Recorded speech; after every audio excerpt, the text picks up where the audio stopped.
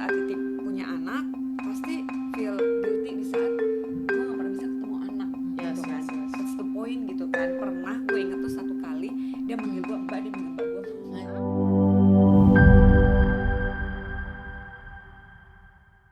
Halo, balik lagi dengan Live Talks dengan gue Asyana Jemat dan partner gue hari ini Yuyin Aisyah dan Nopviana. kita hari ini mau ngobrol beberapa hal yang penting. Kebetulan topiknya ini lumayan menarik ya.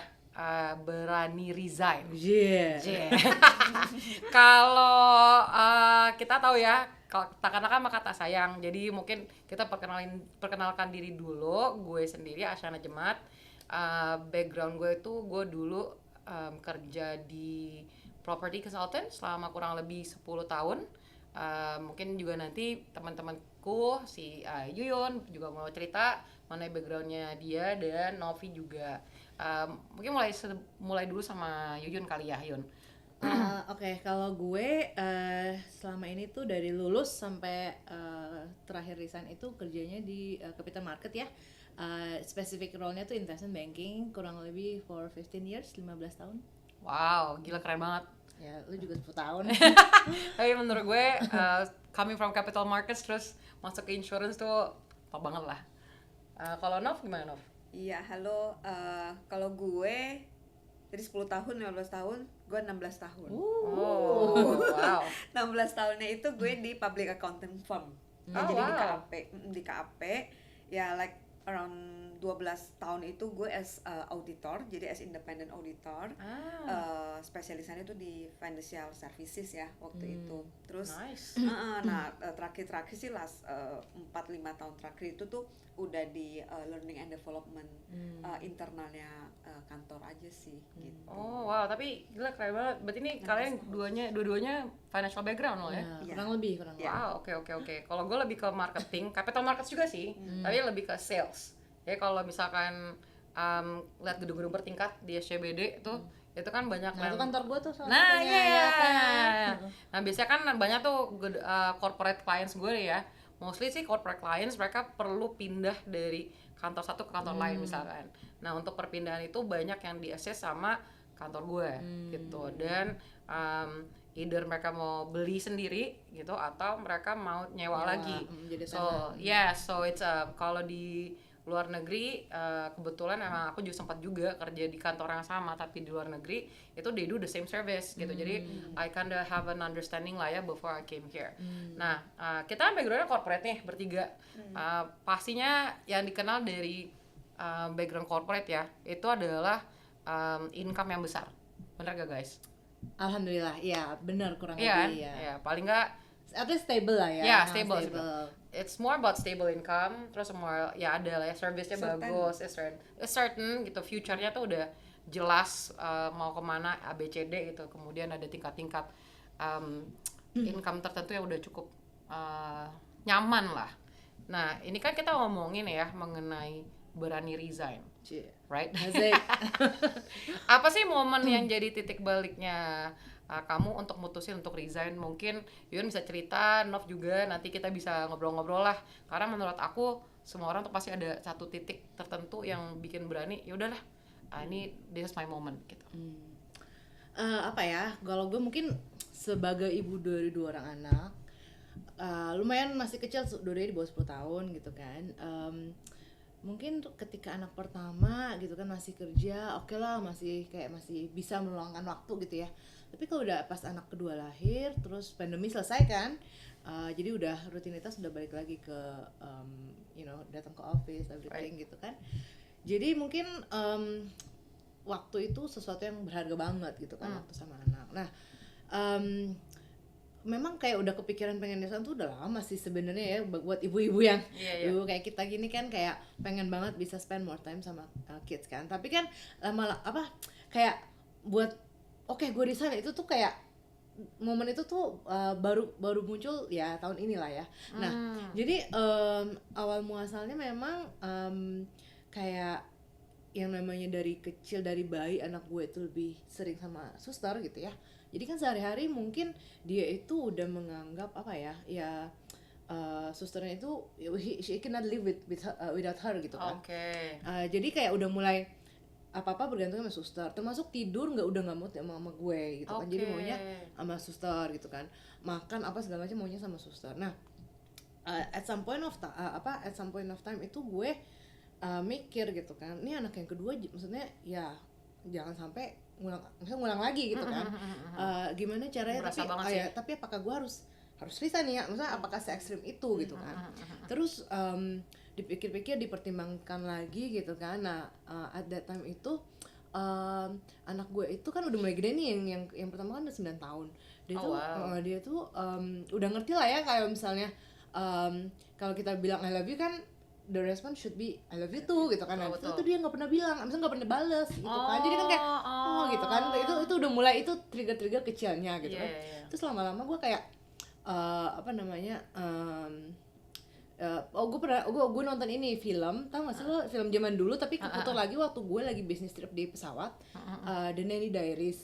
Ya, jadi pokoknya di momen itu kan, jadi ini anak bisa dibilang keluarganya berada gitu kan, tapi bapak ibunya nggak pernah di rumah, sibuk banget. Jadi dia hire nanny kan. Nah at the end of that movie itu pokoknya intinya adalah nanny-nya tuh resign, terus dia bilang, lo tau gak sih sebenarnya your kid itu don't care lo tuh pakai baju apa gitu. Betul. Your kid itu don't care lo tuh punya branded bags apa gitu. Your kid tuh don't care lo punya mobil apa, yang penting itu adalah moments with them gitu kan. Terus right. Wah, tertampar sih gue, kayak wah gila itu kan. Terus akhirnya ya udah, pokoknya akhirnya di tahun ini ada momen yang bisa yang membuat gue bisa resign, ya gue langsung resign sih. Oke. Terharu. She's about to cry and I feel you. Gue mungkin ngerti lah ya, namanya sesama ibu gitu ya. Kalau gue sih kebetulan emang dari kecil nyokap gue itu sangat-sangat wanita karir. Justru nyokap gue tuh wanita karir. Jadi by the time when I was growing up, emang gue udah decide gue tuh sebenarnya nggak pernah mau kerja buat orang lain dari dulu lah. Dan emang mungkin karena my mom is such a career woman, I told myself I don't wanna miss those moments gitu. Kalau gue pribadi, tapi memang dari dulu pun gue nggak pernah mau kerja sama orang seumur hidup gue. Jadi I already told myself that gue nggak akan mau nih jadi budak korporat ya. Selama hidup gue, karena memang cita-cita itu pengen punya bisnis sendiri emang. Nah, terus kecemplung. Nah kebetulan sebenarnya iseng sih dia lah, jujur. Enggak, maksud gue yang perusahaan sebelumnya 10 tahun itu gimana, kan lu nggak mau? Iya, tapi kan itu sebenarnya kan the same path, maksudnya tetap perusahaan konsultan properti, tapi kan not one company ya, gue muter-muter gitu loh. Jadi emang saat pertama gue nggak pernah mau stay too long in one company, the second emang gue nggak pernah mau jadi budak corporate selama-lamanya gitu. Nah kalau buat gue mungkin the defining moment itu justru sebelum gue resign, ini ada satu deal lah ya, gue nggak akan ngomong detailnya pastinya, tapi deal ini sebenarnya tuh deal leasing, sewa menyewa. Nah kebetulan gue itu di departemen yang jual beli, karena gue bukan di departemen yang sewa menyewa, bagian gue tuh dapatnya sedikit Yun. Jadi komisi gue tuh yang seharusnya dapatnya full, gue tuh cuma dihargai 20% gitu. And that moment bikin gue berapa lama lagi mau kayak begini gitu, karena whatever I do ya, walaupun emang duitnya lumayan, tapi dan ada stabilisasi, gue akan bisa mencapai suatu titik yang maksimal gitu kan, dimana gue mau yang pasti berlipat ganda dong gitu kan. Lu ngerasa nggak fair gitu lah ya. Satu, merasa nggak fair, terus yang kedua, kalau gue nunggu kelamaan lagi, berapa lama lagi gue nunggu gitu kan. Itu jadi gue cukup memberanikan diri, ya udahlah, mungkin emang ini udah waktunya pas. Kebetulan juga anak gue kan udah mulai umur 2-3 tahun, terus udah mulai kerja kan, udah mesti balik lagi tuh ke kantor tuh. Gue bilang ya udahlah, udah apa lagi sih yang gue cari di sini gitu kan. Dan gue ngerasa ya udahlah ya, this is the point in my life that I need to resign gitu. Kalau lo gimana? Ya gila ya cerita kalian semuanya. Wow. Kalau gue gimana ya, kalau gue sih bilang semua hal itu selalu it takes two to tango ya. Betul. Jadi kalau buat gue mungkin pasti ada pull and push factor gitu. BTW sebelumnya benar-benar gue itu tuh cinta banget sama kantor gue yang sebelumnya. Cinta banget, makanya gue bisa 16 tahun. Wow. Gila ya? So one office doang. Satu tempat doang. Wow. Dari gue lulus sampai kemarin ya. Jadi saking cintanya tuh sampai itu kan masih di kantor sama, cuma berpindah divisi. So ya eh, sekarang push dan pull factornya apa gitu kan ya. Nah push factornya itu of course dari dalam. Jadi saking gue seneng sama tempat kantor gue itu, jadi dulu itu kan gue as auditor ya, itu kalau auditor mah udah tau lah ya semuanya, lemburnya tuh benar-benar Ya, parah ya kan, pasti. parah banget bener-bener. Mungkin gue waktu ketemu anak itu tuh kayak cuman hari Minggu, karena sehari-hari tuh berangkat pagi, pulangnya subuh, udah pada tidur ya kan. Terus ya udah ketemu cuma hari Minggu, karena Gila Sabtu sih. juga gue ke kantor. Iya. Luar biasa ya. Iya sih, gue nggak akan tahan 16 tahun sih gitu. Iya, cuman waktu itu satu hal, gak tahu ya, gue waktu itu mungkin masih ambi kali ya, enjoy aja, dan emang kenyataannya hidup di Jakarta butuh uang, bener? Betul. Iya, Betul. jadi Of course. jadi ya udah, dan karir gue waktu itu cukup promising dalam arti gue selalu bisa promote from year to year. Jadi jenjang karir gue tuh cukup Bagus on dong, track, justru. betul, Oke. cukup on track gitu ya. Dan increment salary di tempat gue itu juga cukup oke ya, di saat gue dengar teman-teman bahkan kenaikannya nggak sampai 5%, nggak bisa even nge-beat inflation. Nah, gue bisa experience ya seperti kenaikan 30%. Oh wow, 15%. congratulations. Ya, jadi maksud gue kayak oke, ya gimana gitu. Gue emang butuh uang, ya udahlah ya, emang butuh uang ya kerja gitu kan, dan kerjanya menurut gue orang-orangnya juga enak gitu. So ya udah, jadi that's why kenapa gue bisa lama lah ya di situ. Jadi gue enjoy. Nah, cuman ya layaknya semua ibu-ibu lah ya, di saat titik punya anak pasti feel guilty di saat gue nggak pernah bisa ketemu anak gitu kan. Yes. What's the point gitu kan. Pernah gue inget tuh satu kali dia manggil gue mbak, dia manggil mbak gue mama. Anjay, ya itu tuh Aduh, itu tuh berasa banget sih, berasa banget. iya. Walaupun puji Tuhan ya, aku maksudnya dengan jam kerja yang setinggi itu ya, anakku tuh ya puji Tuhan sih, puji Tuhan banget aku masih bisa manage tetap deket sama dia. Jadi Yeah. anakku tuh nggak pernah tidur sama mbaknya. Oke. Dia tetap masih nyari aku, cuman mungkin karena yang sehari-hari dia ketemunya si mbak ya, jadi tuh kebalik ya manggilnya kan. Jadi kenapa jadi kebalik? Kalau gue tuh nggak kebalik sih, gitu tapi ya. tidurnya mah. Iya, kebalik gitu. Nah, so ya titiknya itu ya pada saat mulai dia punya anak, apalagi waktu dia mulai mengerti hal usia-usia 2-3 tahun kan mulai memahami ya. Nah, di situ tuh kayak aduh gimana ya, masa iya sih aduh kayaknya gue udah harus cari kerjaan lain Yang fleksibel. Iya, gak kayak gitu loh ya. Nah, waktu itu masih belum kepikiran bisnis whatsoever, itu tuh nyalinya belum ada lah ya. Benar-benar maunya kantoran. Kenapa? Ya karena stable. Certain, ya kan, maunya play safe, ya kan. Nah, terus submit surat resign, ternyata sama kantor aku di counter back, kamu mau nggak ditambahin justru. betul, kamu mau nggak pindah divisi aja, jadi kamu handle internal support gitu. Nah, jadi waktu itu kebetulan memang lagi ada posisinya kan, jadi ya udah aku oh ya kayaknya itu sounds interested juga gitu ya, kelihatan menarik. Satu hal, aku nggak usah adjust terlalu banyak karena isinya itu tuh orang-orangnya aku udah kenal, betul ya kan, environment kerjanya aku juga udah enak, kenal. Bosnya juga aku udah tahu gitu kan. Jadi aku pikir oh ya harusnya sih aku nggak servicing klien lagi, which is harusnya dari sisi workload harusnya jauh lebih oke. Terus kalau gitu akhirnya bisa memutuskan untuk resign tuh kenapa? Nah, berjalan waktu itu sempat jalan sekitar 4 mau tahun kelima. Nah, 2 tahun terakhir itu aku udah dipromot menjadi director. Wow, Nah, ini so- udah director loh. Iya. Teman-teman, by the way, udah director memutuskan untuk resign. Iya, so ya di situ justru di saat aku mencapai director, aku merasa kayak ini gimana ya di posisi sebagai seorang director di kantor, tapi pekerjaan aku kan internal support kantor aku Internal, punya, ya. internal. Nah, tapi aku berasa kayak di situ apa ya, yang aku mau jalanin seperti apa, aku even tuh susah sekali untuk memberitahu ini loh, this is my opinion gitu, ayo coba dong dengerin dulu dong, this is my idea gitu. Itu sangat susah.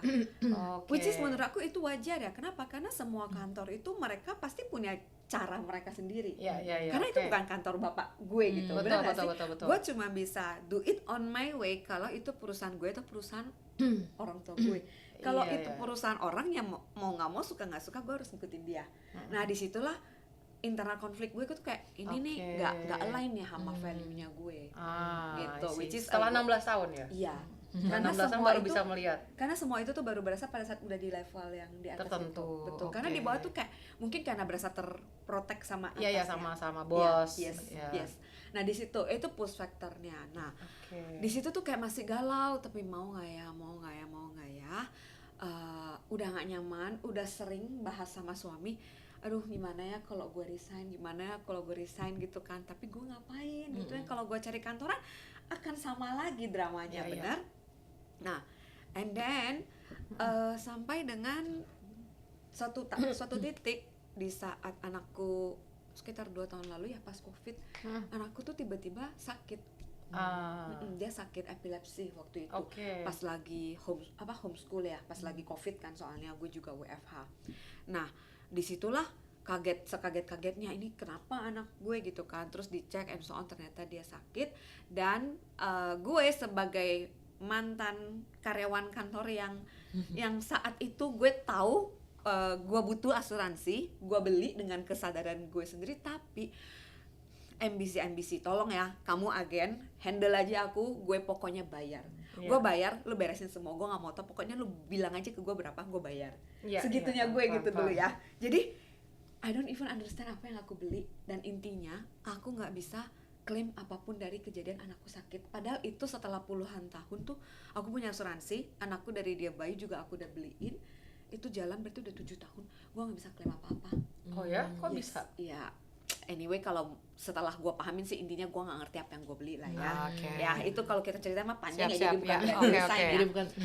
Jadi kayak ya antara itu so dua those lah. the defining moments. Betul, kayak gue masih kepikiran nih, aduh masa gue jadi agen asuransi. Tapi kayak di situ tuh kayak momennya masuk nggak sih, menurut gue kayak gue jadi terpanggil untuk mau ngerti ini barang apa sih sebetulnya. Siap. Gitu. Disitulah karena emang udah ada push factornya, internal terjadi sesuatu dan gue jadi terpanggil nih untuk mau belajar. So that's my turning point untuk nanya ke suami, oke ya, gue jadi agen, lu nggak masalah ya? Terus gitu. beliau setuju. Ya sudah. Jadi disitulah titik balik aku. Gitu. Ini panjang ya kalau mau Panjang ngomongin ya, soal ini panjang. ada banyak yang hatinya juga terlibat di sini. Tadi Yuyun udah mau nangis. Gue ngomongin nih rembes. Iya betul. Oke, jadi kan pastinya kalau mau resign itu kan perlu persiapan diri ya. Jadi kita ngomongin soal mental maupun juga financial pastinya. Dan gak gampang sebenarnya untuk bilang oke, gue mau resign. Menurut kalian sebelum mutusin untuk resign itu apa aja sih mesti disiapin? Apa atau nyiapin nggak, atau cuman ya udah nggak usah mikirnya, udah yang penting loncat gas gitu? What do you guys think gitu? Ya karena kita backgroundnya keuangan ya, harus ada dulu nih hitung-hitungannya ya. Kalau gue sih kebetulan kan gue ya adalah sandwich generation lah, ada punya tanggungan lah gitu kan. Jadi gue harus mikir gue gimana caranya gue kalaupun gue resign, cabut dari kantor, nggak punya stable income, gue at least punya certain amount of money yang gue nggak ngerepotin suami deh buat urusan gue sendiri gitu ya. Jadi ya gue hitung-hitung ya berapa ya waktu itu, mungkin 6-12 bulan gue harus udah punya dana darurat gue sendiri gitu kan. Bukan keluarga nih ya, beda lagi apa istilahnya, keranjangnya beda lagi gitu lah. Kurang lebih kayak gitu dari sisi financial. Kalau dari sisi apa satu lagi secara mental sih gue sudah siap sebenarnya. Dari dulu udah pengen resign gitu. Jadi kayak ya mental mah kayaknya gue nggak ada mental gimana gitu. Gak ada mental block ya? Nggak ada, cuman mungkin lebih ngapain ya nanti kalau maksudnya kegiatan apa yang bisa gue isi gitu kan. Loh, jadi enggak. Maksud gue adalah maksud gue adalah gue udah tahu gue mau ngapain, cuman kan lu butuh adjust proses gitu ya, Right, dari yang right, tadi right. lu pagi ke kantor Iya, sini gitu kan, terus berarti gue bisa atur waktu kayak gimana sekarang. Iya, Nah, iya. lebih ke Oke. situ sih gue, tapi secara oke. mental sih gue Udah siap ya kalau mental dan financial udah cukup. Mantap. Kalau lu gimana lo? Gue kalau secara finansial mungkin mirip-mirip ya, namanya juga backgroundnya finansial gitu ya, pasti adalah ngitung-ngitungan, including kayak bapaknya anakku, kamu siap ya, jadi kamu harus mencangkul lebih lagi gitu ya. Mencangkul lebih dalam. Mencangkul lebih dalam. Iya. Jadi kalau secara finansial mirip-mirip sih sama Yuyun, intinya dari hasil kita kerja puluhan tahun, of course kita pasti ada nabungnya, dan ya dilihat, oh ya kalau buat gue ya cukup gitu ya, cuma sekarang buat keluarga gimana. Nah tentu saja itu pasti melibatkan pasangan ya. Nah jadi dari suami dia juga udah oke. Dan emang apa ya, emang kalau gue kan waktu gue masih even di office pun gue udah nyambi ya di sini, udah sambil gue jalanin gitu kan, jadi gue itu kayak oh iya ternyata bisa kok dijalanin di sini gitu kan. Jadi dan somehow ya gue percaya kalau gimana ya, gue dari dulu kerja itu gue punya satu prinsip di mana menurut gue kalau gue beneran niat hati beneran gue mau kerjain, itu pasti bisa gitu. Nggak mungkin nggak bisa, Tuhan pasti bukain jalan gitu. So dan gue itu emang serius, bukan mau main-main gitu ya, jadi pasti bisa menurutku. Jadi gue nggak se-worry itu, tapi gue tahu pasti awalnya itu nggak langsung biar fantastis kayak gaji gue yang udah 16 tahun bener kan ya. So ya itu hitung-hitungannya kayak gitu, tapi secara mental pasti ada ya, pasti ada lah, maksudnya kayak itu kan buktinya kayak gue ada push factor, tapi gimana mau resign, tapi duitnya gimana gitu, itu kan ada, karena itu kan diomongin sama suami, dibawa doa. Nah gue dibawa doa setiap malam, dan I don't know ya, maybe mungkin kadang kalau gue flashback gue sedikit kaget, kayak contoh ya hal kecil, gue itu dari dulu udah belajar nyetir tapi gue nggak pernah berani nyetir keluar sendiri. Di momen anak gue sakit gue jadi bisa nyetir auto, tahu-tahu langsung bisa. Dan dengan pekerjaan kita sekarang, kita butuh nggak sih bisa nyetir? Butuh lah. Iya, jadi aku tuh lagi mikir kayak kayaknya memang jalannya, iya aku dikasih tahu seperti itu, dari doanya dijawab seperti itu. So ya udah gitu. Berarti secara mental sama financial udah siap juga dong. Kalau lu Shan gimana Shan? Kalau gue jujur sebenarnya gue agak ada nekatnya sih. Karena mungkin at that time udah lama banget kan ini sebenarnya pingin resign gitu, dan I've been telling my husband, aduh gue udah capek kerja sama orang, gue udah capek gitu kan.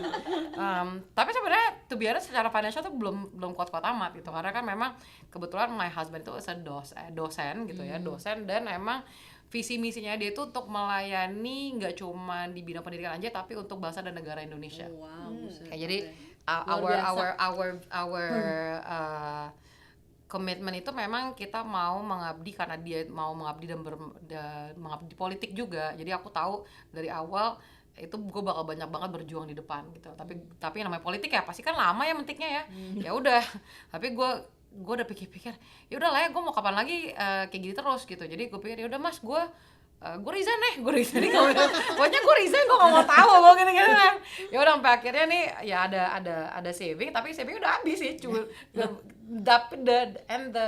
I think what really amazed me yang tadi lo bilang, kalau kita udah niat pasti ada aja gitu kan, Tuhan tuh kasih jalan. Terus yang the funny thing is also, I think it's also kenekatan gue itu justru membentuk another positive attitude yang gue bentuk selama gue menjalankan bisnis Airlife ini ya. Other than Airlife, me and my husband also have another business. Cuman kan yang namanya jadi entrepreneur gitu kan, it's not as glamorous what people think gitu kan. Justru malah banyak banget nilai yang harus dibayar gitu. Kalau kalian sudah mempersiapkan diri, jujur sebenarnya kalau gue secara financial nggak terlalu siapin banget, tapi gue percaya sih kalau nggak dimulai sekarang kapan lagi ya kan? Jadi gue cuma modal, ya udah, gue cuma tahu Tuhan pasti kasih aja. Emang bener Tuhan kasih gitu loh. So that's what I think. Mungkin nextnya ya kita juga ngobrolin lagi selain resign.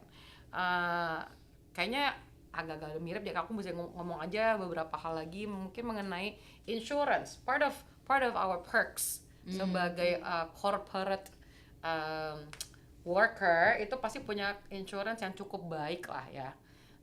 Menurut kalian nih nggak ada lagi fasilitas kantor seperti asuransi, itu ngaruh nggak sih? Siapa Bagi- dulu? Dulu ya, ya. mungkin Nov dulu. Oke, asuransi sebelumnya, maksudnya setelah nggak di kantor, kan jadi nggak punya lagi nih, gimana nih Iya, gitu iya, ya. iya. Well, waktu di kantor pun gue tetap punya asuransi pribadi, right? Iya. Ya, kenapa? Karena menurutku ya kantor walaupun dia kasih whatever medical benefit, ya nggak cuma medical ya, benefit apapun ya itu semua cuman akan kita punya kalau kita masih kerja satu.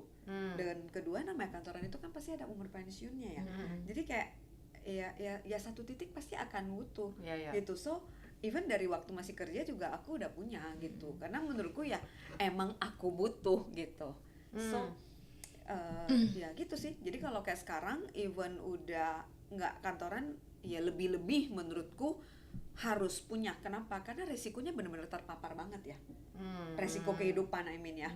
Kita nggak pernah tahu gitu kan ya. Siapa yang tahu anak gue dari kecil demam tinggi aja nggak pernah kejang, tiba-tiba umur 7 tahun bisa divonis epilepsi gitu.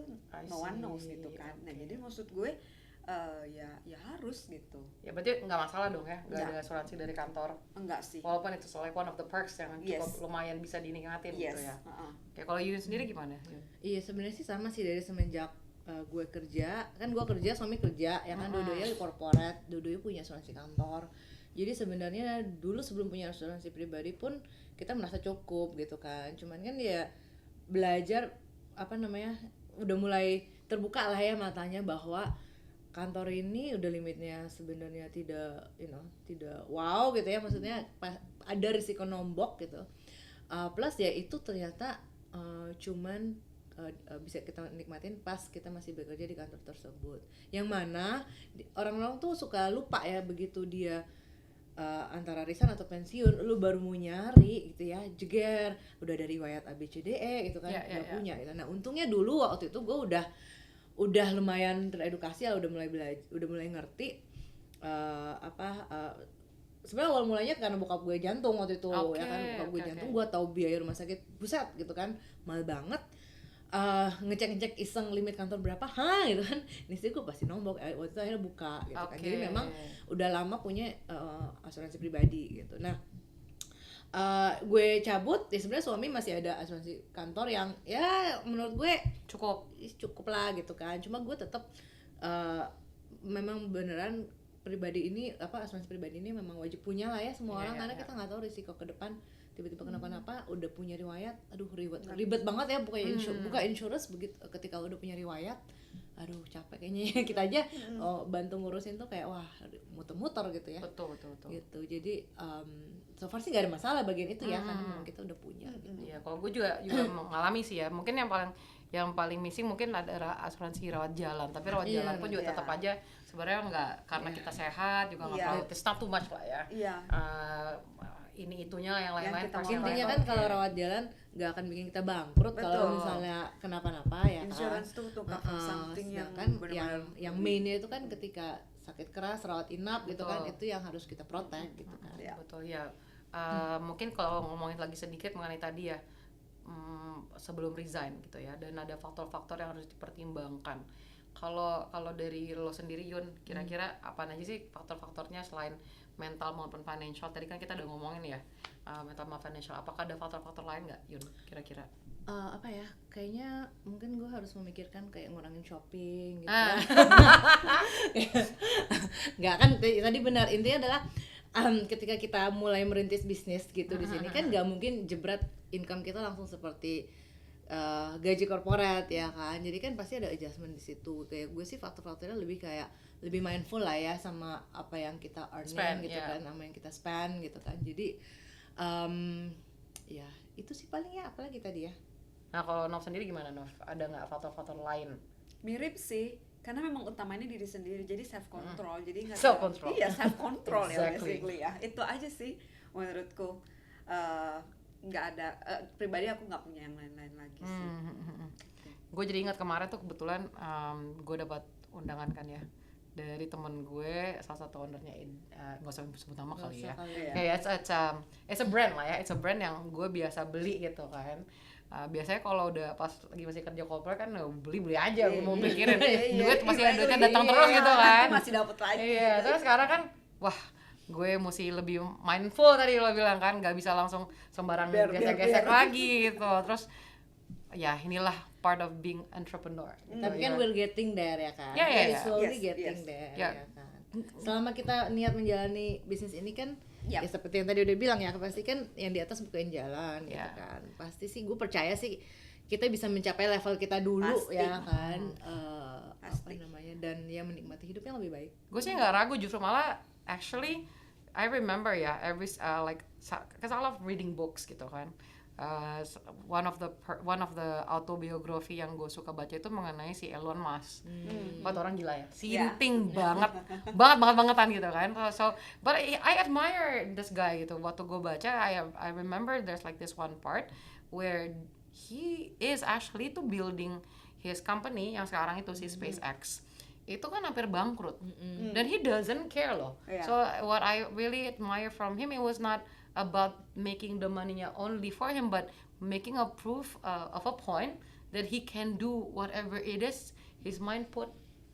Itu jadi itu yang menurut gue again sebagai seorang entrepreneur, pengusaha, apa yang kita usahakan, apa yang kita cita-citakan, apa visinya kita itu pasti nyampe gitu. Ya. Asal kita tahu maunya gimana, caranya gimana, kemudian juga ya self control.